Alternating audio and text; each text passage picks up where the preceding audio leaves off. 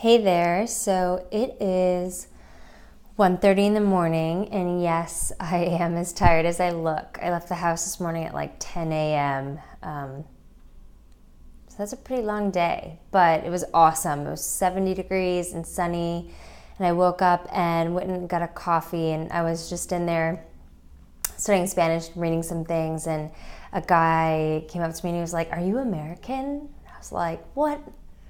What am I wearing that gives it away?" But he was from Wyoming and was living here for about a year with his wife and dog. And so we talked, and he gave me tons of tips and things to see and places to go in the area. So it was fun to have a conversation with someone from back home.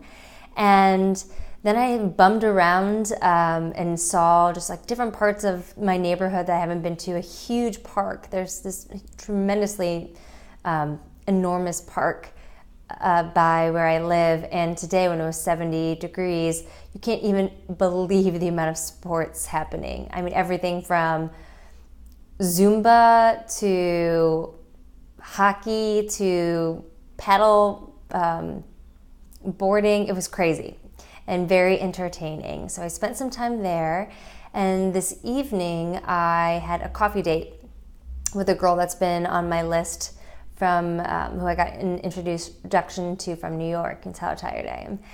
From New York, and we went out and we met at 7 o'clock, and we were just meeting for between 5 and 7 is when they have like their afternoon tea.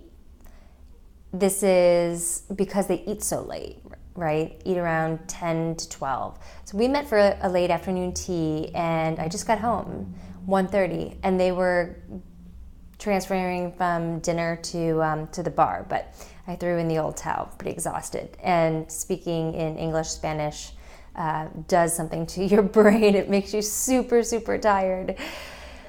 But it was fantastic. She runs a family business and went to MIT and is from here. So we had a lot of things to talk about. It was a very, very enjoyable evening.